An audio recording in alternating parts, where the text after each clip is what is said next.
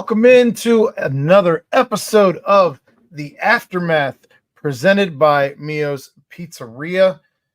If you are going down to the game, especially during basketball season, check out Mio's Pizzeria. They have excellent pizza. I think Chad's favorite thing there on the menu is the steak hoagie, I believe. They are always taking care of the team. So if you want to support the people who support us, support the Bearcats, support this whole big family, check out Mio's and get you some grub. They'll take care of you there. That said, Chad is out. He is doing the volleyball thing. Keegan Nickoson is in. And your Cincinnati Bearcats once again own the victory bell. Did you like my title of my recap? I have not yet seen your recap, if I'm being completely Cincinnati honest. rings Miami's bell, wins 27-16. You patted yourself on the back. It was right there. I had to take it. It was a layup. I had to take it. But it was a much needed game for Cincinnati. I think it was ugly at times. I don't think anyone would disagree with that. But they made the necessary plays at necessary times to come up with the win, especially that defensive stand in the red zone at the end of the game, the turnover on downs, and then you get the ball, salt away a bunch of clock, kick a massive field goal. The last 5 minutes of that game, I started to feel like I did against Pitt. Like I was like, this is just going to end in a Miami win, and it's going to be absolute chaos. So it was the same exact script. Offense couldn't get going. Miami was moving the ball, and then you're able to just not break. You bent a little bit, but you didn't break, and you come home with a win. Yeah, it was such a strange game. I feel like the score was not anywhere near indicative of how close the game felt. Pretty much the whole time. You certainly left a whole bunch of points on the field. Poor Joe Royer. Yeah. Good God. Brutal. Poor Joe Royer. Between the fumble that goes out of the end zone at the end of the first half and then the inexplicable flag for his 80-yard touchdown run, catch and run. Just what could have been a monster day for the guy. And it just was sideways. He almost somehow dethroned Nathan Hawks as the MVP. And to do that would be one of the more impressive things that could probably happen this entire season. But, lead points on the field, I would say it's at most 10 in Royer's case. I don't know if you are expecting 7 at the end of the half right there, but you can't really. You fumbled it out of the end zone. Yes, you were expecting 7. But if he would have done the smart thing, he did the aggressive thing. He wanted to make a play. I don't really blame him, but the smart thing is to say, okay, I'm just going to go out, save some time, give us like 30 seconds. We'll be at the 3-yard line, couple chances at the end zone. It's not a guarantee that they get in the end zone, but you at least you get 3 points, momentum, come out, get the ball in the second half. But the catch and run, that was brutal. To watch a tight end move that fast and then break that many tackles on the way to an 80-yard touchdown, I can't remember the last time I saw that. And it really just speaks to the playmaking power and prowess of Cincinnati's offense. Because you have Corey Kiner that can break any tackle. You have Joe Royer who can basically run like a receiver. And then, Evan Pryor can gash you for 70 yards at the drop of a hat. So, they have 4 guys with Pryor, Royer, Kiner, and Henderson to where you can basically just say, we're going to get them the ball. We're going to give them the ball. They're going to make a play. And that's something that they can lean on offensively. So that's a plus coming out of the first 3 weeks. Still some concerns defensively, but you got momentum. You got to win, a much-needed win, because the loss would have been a firestorm. And you can go and you have a very winnable game against Houston this coming weekend. Well, you were there reporting live during the game. What did the overall attitude seem to be of everybody on the field immediately following the game as soon as the clock hits 0? So I basically planned the whole game, and before the game, I said, if you see wins, I have to get a video of them ringing the bell because you know that they're going to go crazy with that thing. So basically, the sensible thing is that the bell's on Miami's sideline, like because they're holding on to it, like they're saying this is our bell. So the clock hits zeros, and I, with the entire Cincinnati team, run to the Miami sideline, and then all of a sudden you get over there, and then you pivot, and they say, no, it's at the other end zone, behind the end zone, in like this cart. So then we had to run to the entire end zone, and Luke Kandra almost like ran me over. Like he was like pushing me in the back, trying to get to the bell. So that was one of the cooler things I've done as a journalist, just being in that pack, trying to get that video of them ringing the bell. So they were very, very excited. It's probably the best that a victory bell win has felt in, it could be 15 years. Because, I mean, for a while, it was basically a bye game that you knew that UC was going to win. And then they come in as 2.5-point favorites. It's going to be a close game. It was a close game for the whole time.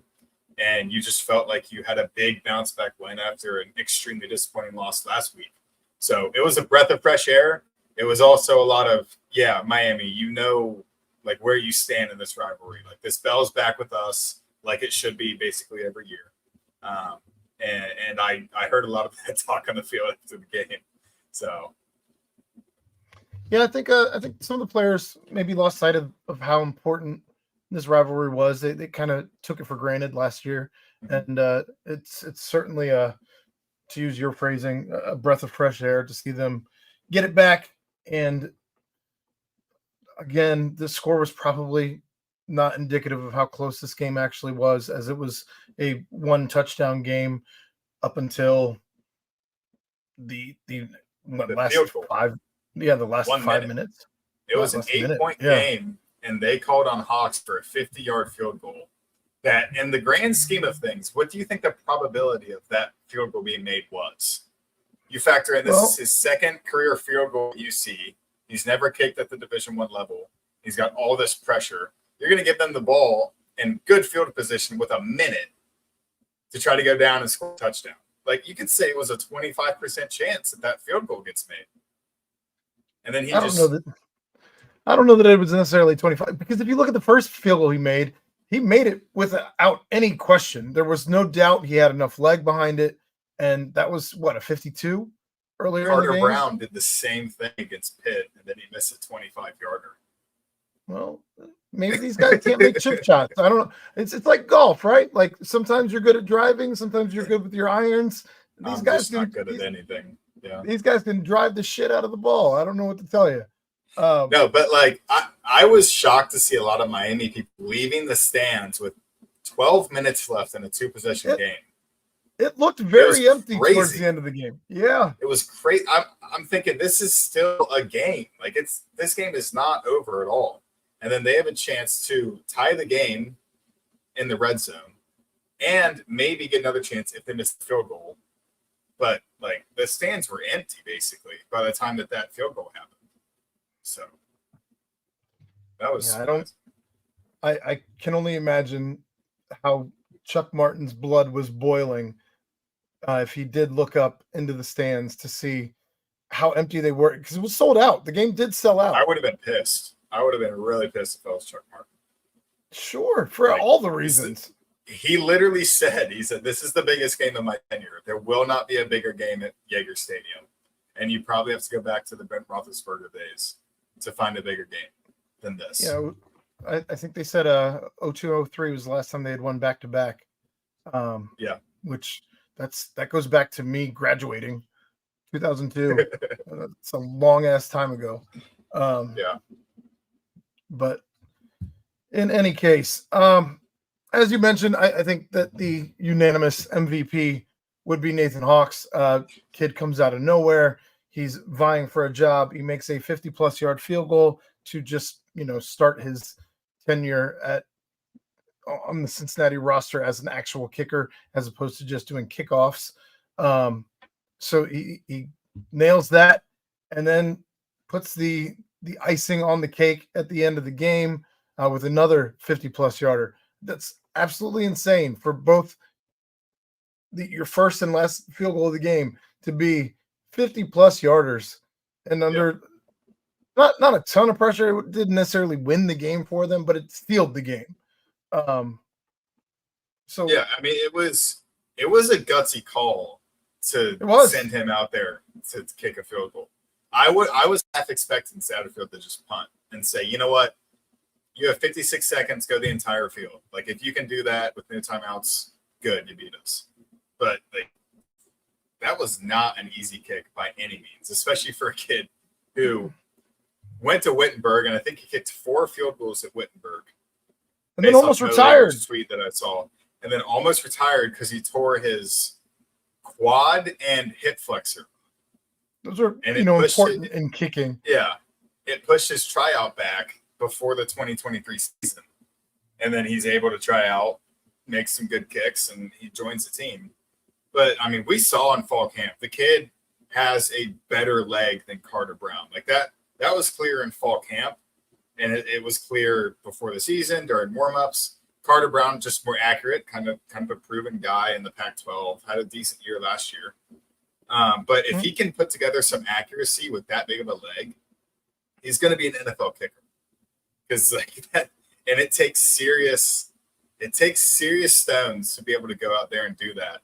Especially because he said in the presser, he went out for the first 55-yarder and he like nodded at Mason to snap the ball, and he felt his left leg like twitch a little bit because like he was getting nervous. And then apparently after he made the first one, he's like, "Oh, I was fine for the second one. I didn't. I knew I was basically going to go out there and make it." He said, "I wasn't nervous at all." The kick had like 5 times more gravity to it. He just went out there, like, "Yeah, I mean, it was fine." That's absolutely insane. It was good, though, not just in the kicking game, but to maybe for the first time since Scott Satterfield has been head coach, for the special teams to actually be special. Like, I don't know that there was not a facet of the special teams game that was poorly executed today. They were very good at covering kickoffs. They were good at covering punts. Mason Fletcher booted the shit out of the ball. They obviously made their field goals, extra points. It was just a special teams day. Finally. Yeah, I think if it weren't for Hawks, Marquavius Sabor probably would have been the special teams MVP. Just massive tackles on kickoff and punt return for a true freshman who's currently sitting behind Antoine Peak at the star position. So really, really good and kick and punt coverage. The receiving game wasn't really anything special. I think Terrence Smith made the most of what was a short return in the first half. I guess he's kind of just going to be the guy back there. Michael Musari had the drop against Towson. They're kind of just moving on. So it looks like Terrence Smith might be the guy. Great. Logan Wilson, kickoff. Again, didn't really impress that much, but I was just going to say kickoffs and punt returns weren't really an issue last year, but they definitely were. But the coverages were also an unheralded issue that needed to be addressed. And you did it today against Miami. So that shows the spark for the future, just in the fact that you can rely on the special teams to be at least average. Or to I'm not going to go that far. I'm not going to go that far yet, but you have something to build on. You have you certainly have things that you can stack confidence on. And I think that that's something that this unit has been missing for quite a while. Again, outside of Mason Fletcher, because he was just hampered by an injury last season. It wasn't anything that he was doing mechanically unsound or anything like that. So I don't know. I'm just elated, truthfully elated that special teams was actually able to be special today. Yeah, and I was looking down at my computer, so I didn't see it when it happened. But would Sabor have blocked that punt if the punter didn't fumble? I think I saw Brent say that he would have had a good chance to block it. It was close. It was certainly close. Like, regardless of whatever he was doing, fumbling around with it. I don't know if it was a bet. I don't. It didn't appear to be a terrible snap. Truthfully, Just dropped like, it. it just.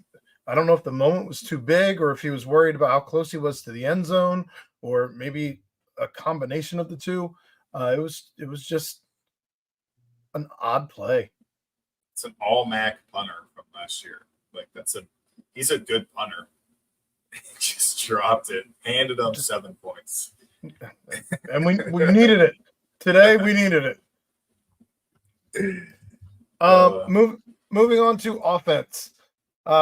Brennan Sorsby finishes the day 21 of 34 for 186 and a touchdown.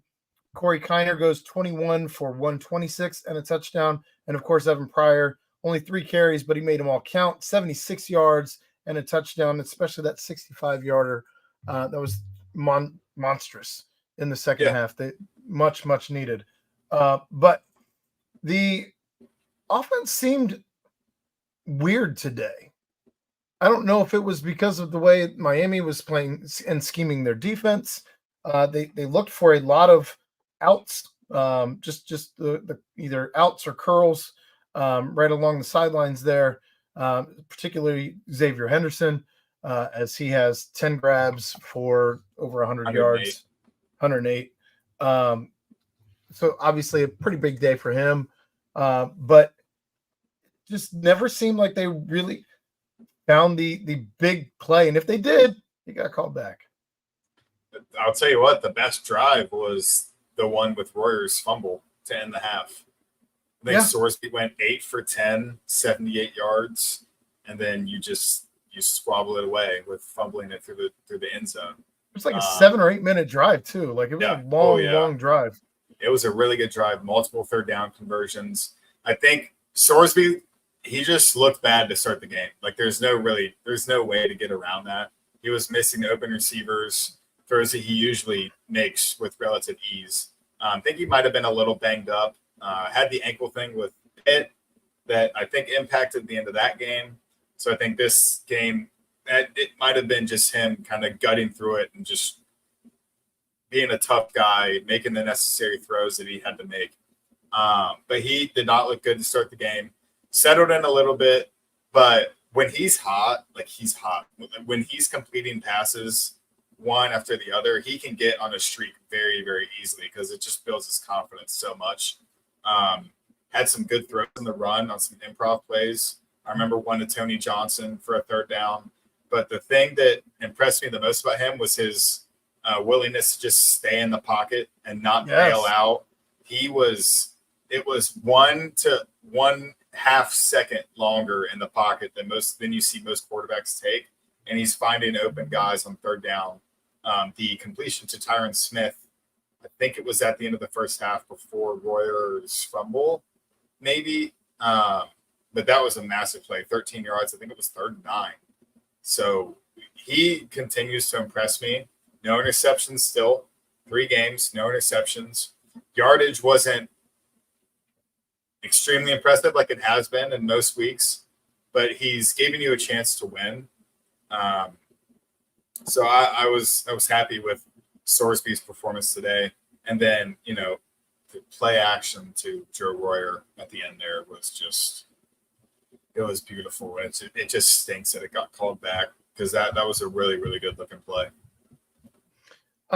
Going back to Sorsby's pocket presence today, I felt like, and it's crazy because looking back to last year with Emory Jones, I felt like there were several plays where he could have taken off and gotten maybe 3 or 4 yards, just scrambling up the gut, and instead of doing so, or even trying to scramble off to the side, but rather than doing that, he would extend the play and then find the open guy. To your point, and get the move the chains as opposed to just grabbing 3 or 4 yards and trying to make something out of nothing. He still made something out of nothing. It just was a different way to go about it than what we grew accustomed to seeing last year when Emory would just kind of bolt instead of trying to find the read. And I think Sorsby kind of realizes that there's a probability for higher yardage if he keeps his eyes downfield Yeah. instead of just taking the 3 to 4 yards every play and kind of just slowly moving. I think that's the last thing he wants to do is scramble and just go take off with his legs. Because even when he escapes the pocket, he's not like he's set looking on for running. a guy. Yeah, he wants to find a receiver, and that when you pair that with his ability and accuracy on the run, that's what makes him dangerous. Because not all quarterbacks can make those throws on the run like he does.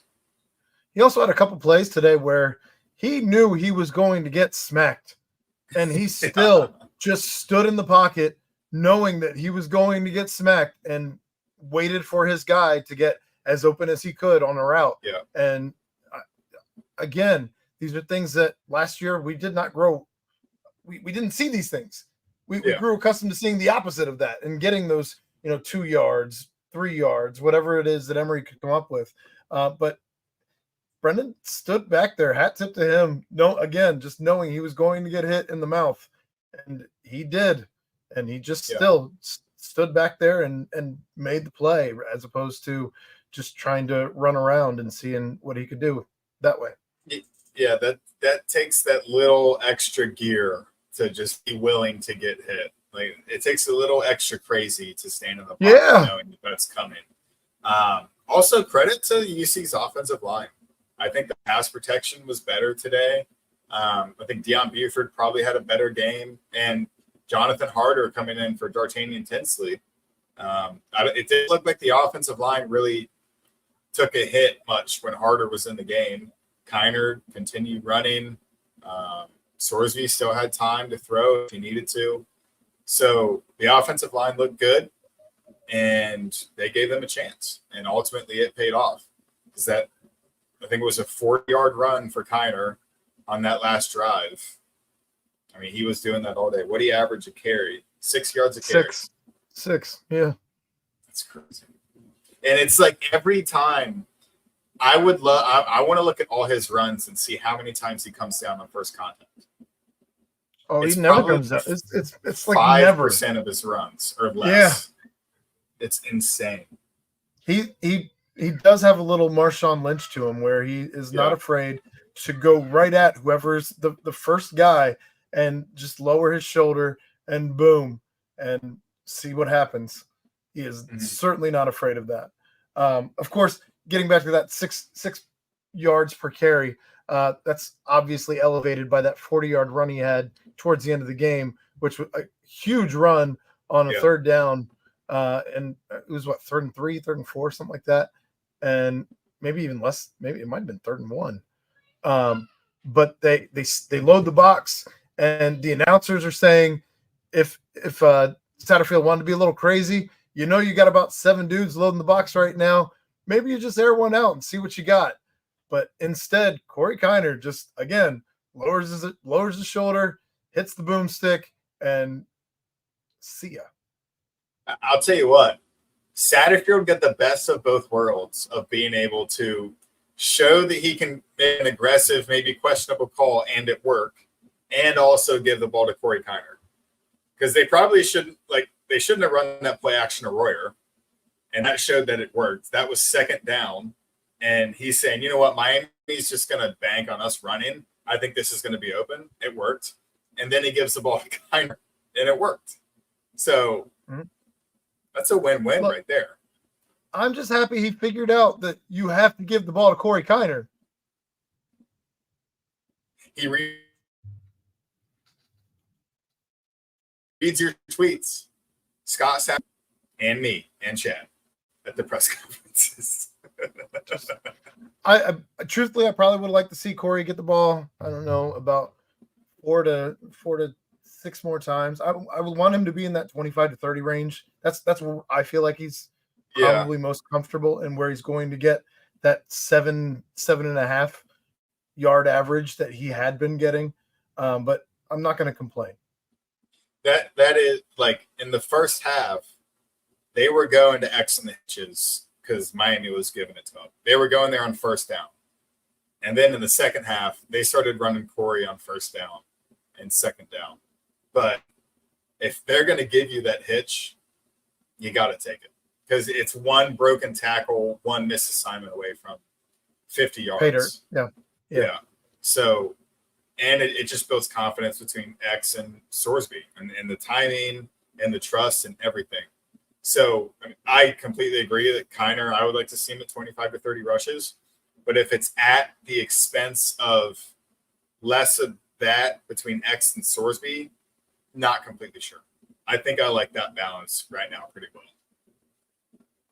I think that it's safe to say Evan Pryor is your backup running back, your two. Yeah. I don't think Chance Williams has really done a whole lot when given the opportunity.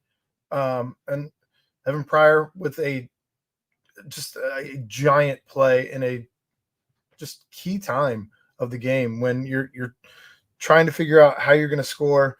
You had that touchdown called back in the first half, and I feel like they were still reeling a little bit in the second half offensively after fumbling it out of the end zone. But huge play by Evan Pryor. Yeah, and Satterfield said they called it, I think it was the second play of the game, and either a Miami player beat a block or UC missed a block. Something just happened to where it was only, I think, a 5-yard gain, and he kind of saw like, hey, if we can execute that, it's there because they're crashing inside. I think the edge is going to be there because it's like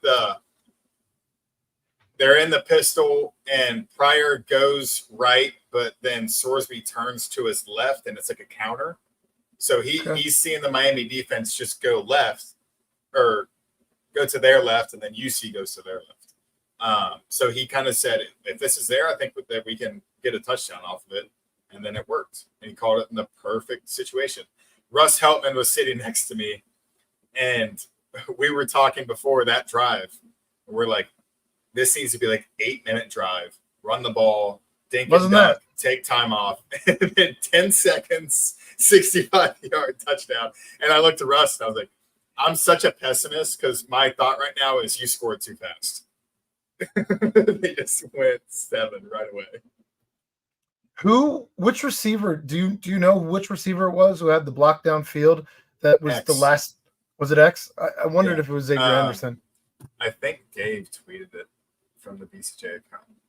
Okay. But that was, without that block, you don't score. And that was a giant block in that situation. Glad they were able to execute that, and 6 for Evan Pryor. Yeah, I just retweeted it. So if you're watching and you want to see that play, Xavier Henderson's block down the field. Everyone has to contribute. Like good receivers you stay on the field by blocking, and X is just also the best receiver, speed, hands, route running combination, and he can also do that. So just a huge play, and that the Kiner Pryor yin yang is like what they had with Miles Montgomery last year. But I think with the cohesiveness of the offense, it's just on another level this season because everyone's on the same page. They know what they're supposed to be doing, which I think in large part the offense last year was. But with the added threat of Brennan Sorsby over Emory Jones, it just opens it up even more. And you're starting to see that. We talked about that a lot, like how the running game would benefit from having a better quarterback. And what are they averaging rushing yards per game? They had 215 today. It's probably about 180, maybe. Like the running game has been very, very good. And you're starting to see it because of how good Sorsby has been. I don't have a whole lot more on offense. I don't know if you have anything more you want to discuss on offense.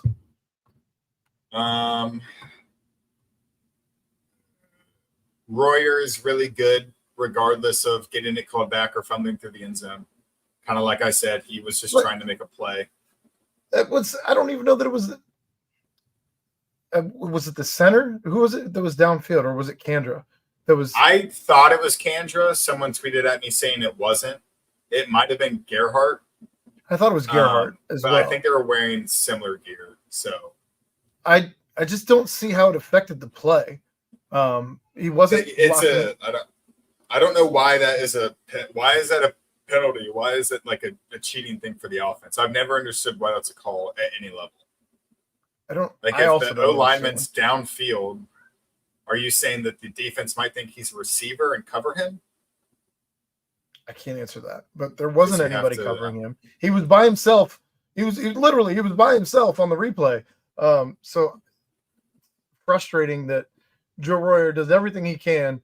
Again, probably a little too aggressive, fighting through breaking tackles instead of just he's on the sideline, easily could go out and have still a giant chunk gain, but instead fight through it all and scores, all to be called back by ineligible receiver downfield. Chuck Martin, the one at the end of the half, he said,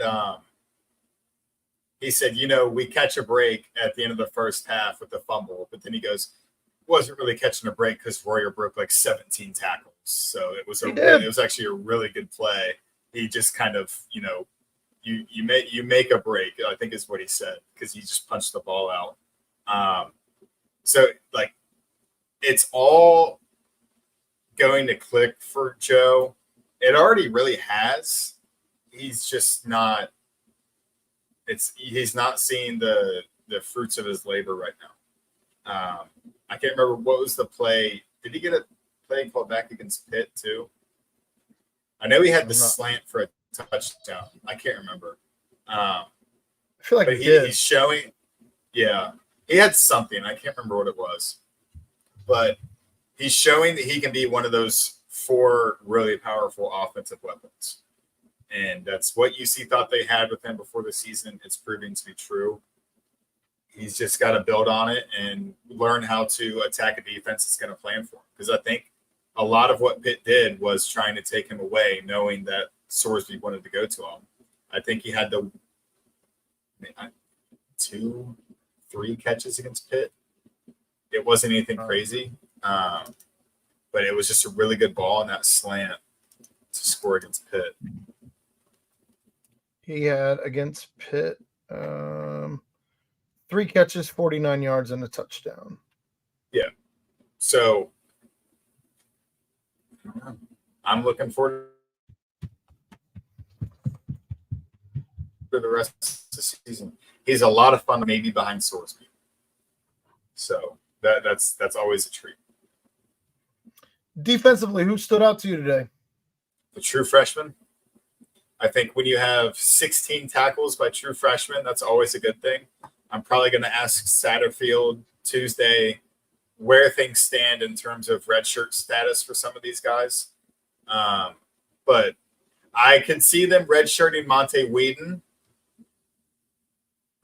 I don't know how much they value Marquavius Sabor on special teams, but he was really, really good today.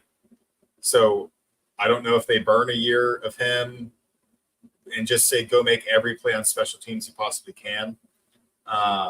Monte Whedon had a special teams tackle, I think. And then Jaquan Sanks is just, he's not redshirting. He's going to play the entire season. I can almost guarantee that.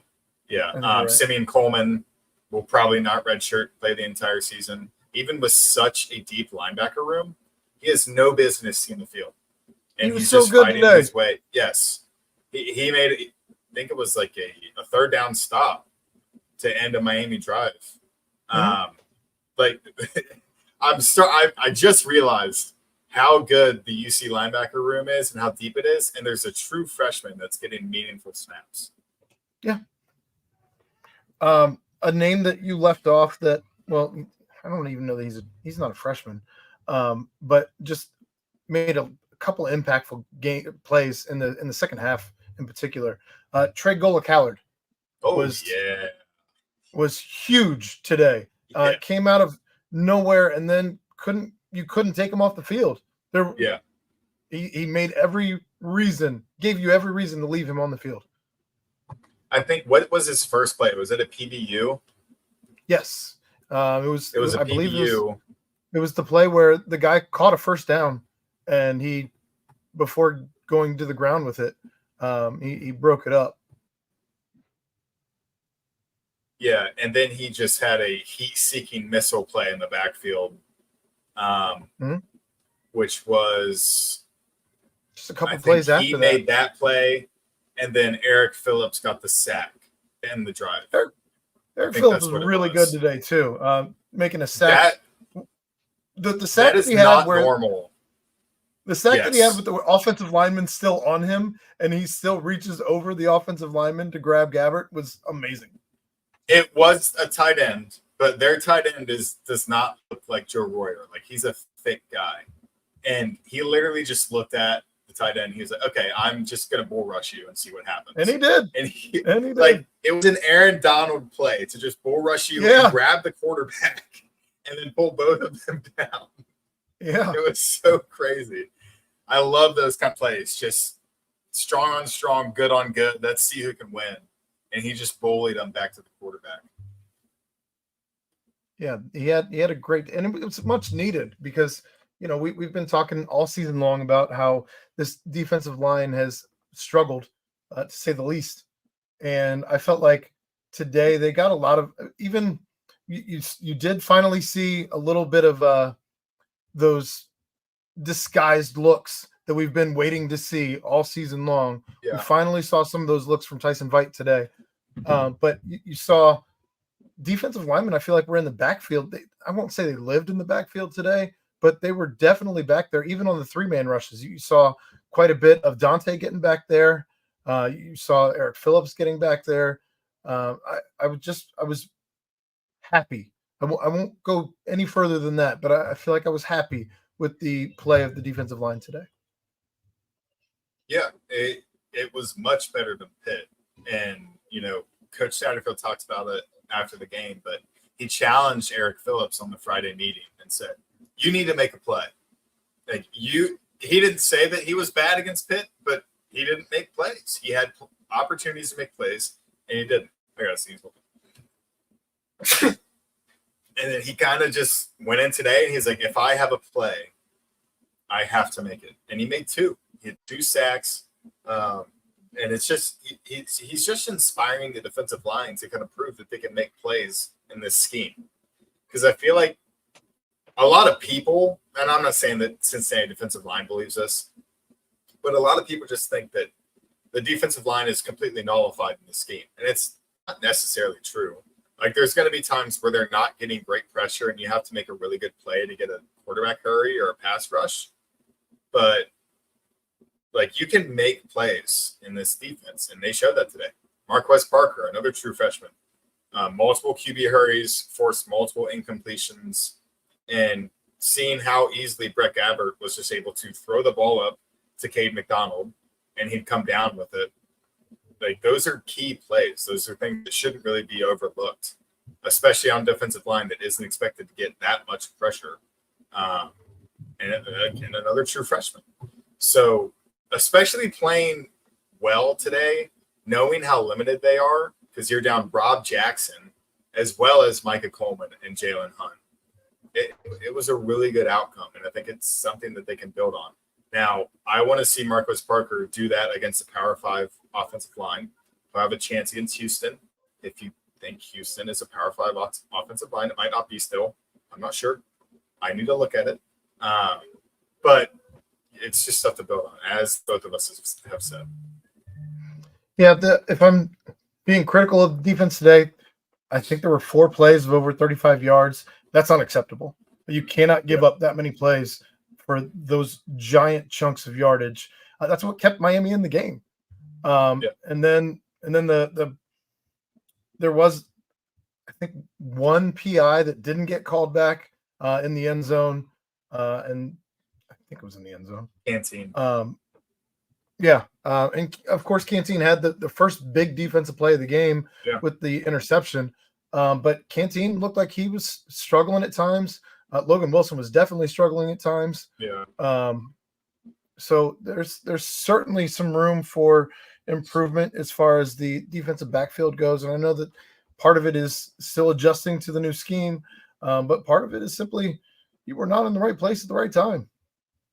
Yeah, and I think Cade McDonald's a really good football player. Some people will tell you he's not really that good. Chuck Martin, after the game, said, look, he's not a great route runner. He's not a great pass catcher. He's not a speed guy. But basically, his will is that he's going to catch the ball. So when he goes up for those 50-50 balls, his competitive nature comes in, and he's like, I'm not going to get beat on this. I'm going to come down with this play. And that's basically what you saw, because Gabbert wasn't leading him down the field with all these throws. Like, it was – he had to fight with the DB, and he had to will himself to catch him. But, yeah, I think, like you said, Canteen had the interception, and then he had the PI. I think that's that's another really big reason why these DBs need to start coming down with these interceptions that they're dropping, because it's such a volatile position that you're going to make mistakes. And if you can have a plus play over here, it's not a negative day when you have a negative play over here. You can still contribute and make those necessary plays. So, yeah, the big plays are still haunting UC fans. And when you start to play those speedsters, when you have to play against Rocco Becht and Alan Bowman and Avery Johnson, those throws aren't going to be underthrown. They're going to be perfectly led in stride. And maybe that's why the plays were made, because they were underthrown. And you're not really planning on covering the ball that's underthrown and having to go back to it. That could be why. Who was it who fell down? Who was it who fell down on that one play? I don't know. It could have been Sanks, because it was the middle of the field. It was the middle of the field, and I know it ended up being Logan Wilson on an island out there, and he was not quite ready. I didn't know if it was Kalen Carroll or Jaquan Sanks, but yeah, that was a tough one. Safety. Let me look here. I got it up on my computer screen. What, the Not actual Sanks. Play? Yeah. Oh, it was a corner. It was I think it was Jordan Young. Well, yeah, I think it was Jordan Young.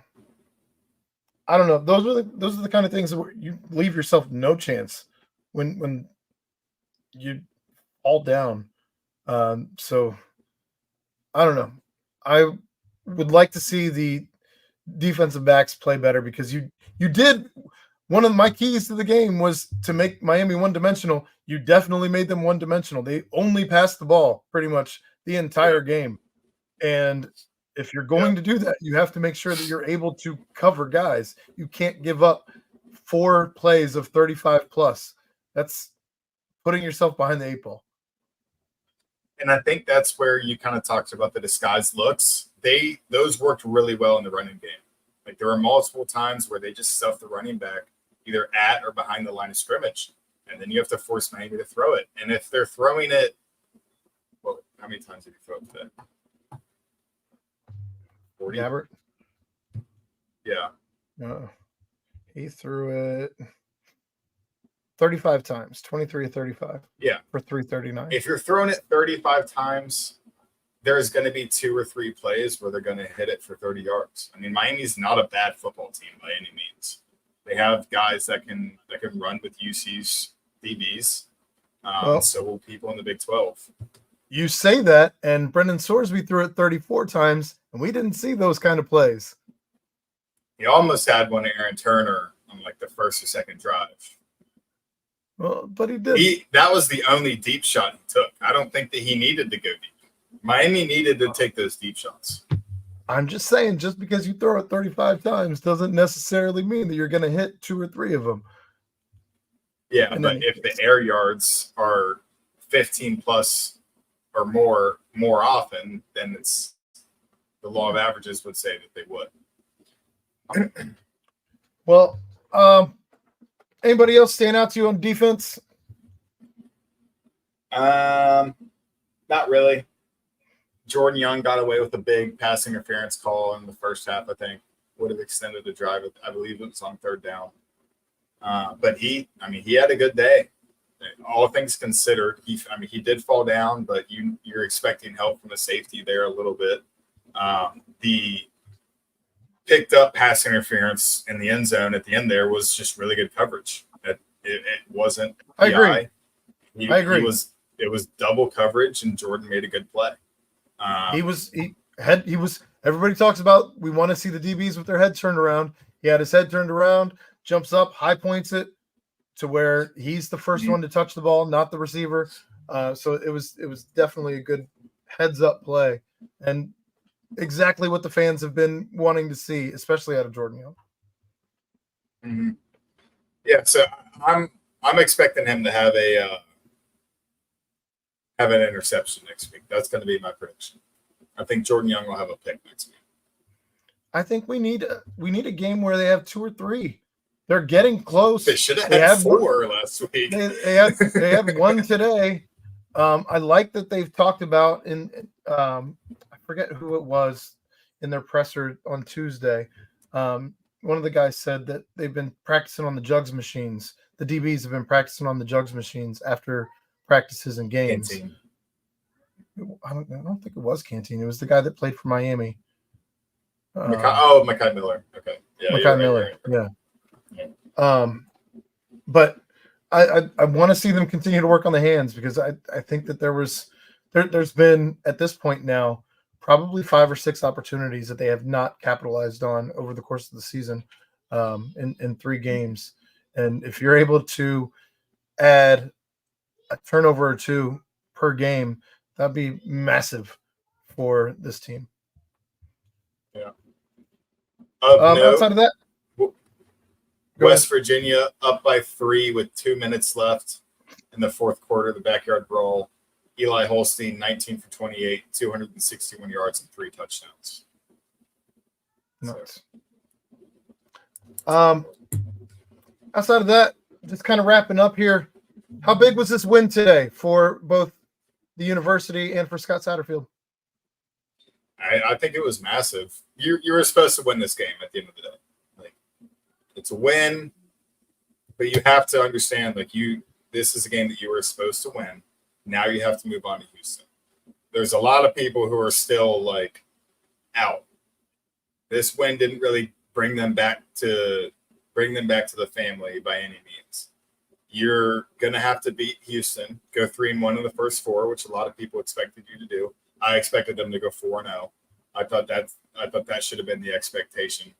And then you're gonna have to win some games that you're not supposed to win to get some of these people back into the wagon. You're going to have to beat a team like TCU or Iowa State, UCF, Colorado, but that might be favored in that game in Folsom. They might be favored in that game. That might be a game you're supposed to win at that point. Yeah. But it's massive for momentum. It's massive because the script of this game followed the Satterfield and UC blow this. We saw it last year. We saw it last week against Pitt. So to just prove to your players and your coaching staff that you can win with your backs against the wall, with everything to lose, that's a positive. And you take that into next week, and then you go beat a Big 12 opponent. You go get your first FBS win at Nippert Stadium. Yeah, that's a crazy stat. You aren't kidding. I think they're still playing. I think Satterfield and company are still playing with borrowed money. They have not. This win does not win anybody back. It may raise an eyebrow. But that's about the long and short of it. You have to start winning games, to your point, A, that you're supposed to, B, home games, and C, you have to start stealing and win here and there. Today, it felt like for the first time, maybe since Satterfield's been here, that luck kind of went our way. I know when Luke was here, luck always found a way, which was absolutely insane, and we got spoiled on how often luck would find the way. But I think that when you practice in the right way, you're doing the right things in practice, in these repetitions and all of that, it translates into the games. And they talked a lot about that over the course of the last week or so, doing things in practice that starts to translate into games. And I think we saw that today. I think we saw the ball start to bounce Cincinnati's way. And I think that that's how you start winning some of these games that are coin flip games that you've been on the wrong side of over the course of the last season and a half now, more often than not. You have to win those coin flip games with that little thing called luck. And I think that today they found some of that.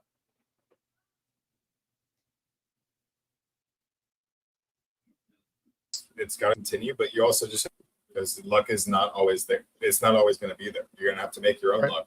And that's by giving the ball to Corey Kiner, Evan Pryor, Joe Royer, and Tate Reeves. So. All right. Any other last words before we get out of here then? Don't think so. Had a blast. Very good. Well, thanks for stepping in for Chad. Again, your final for the victory bell, bringing it back home to Clifton, 27-16 over the Miami Redhawks. But that's going to wrap it up for the Aftermath. Again, thank you to Mio's. Be sure if you are in or around Short Vine, check out Mio's. Grab a pizza, grab a slice, grab a steak hoagie, a calzone. They do it right there. And they definitely take care of us as well as the university. So support the people who support us. And for Keegan Nickoson, for Chad Brendel, who is not here this evening, I am Aaron Smith. We will check you out next week on the Aftermath.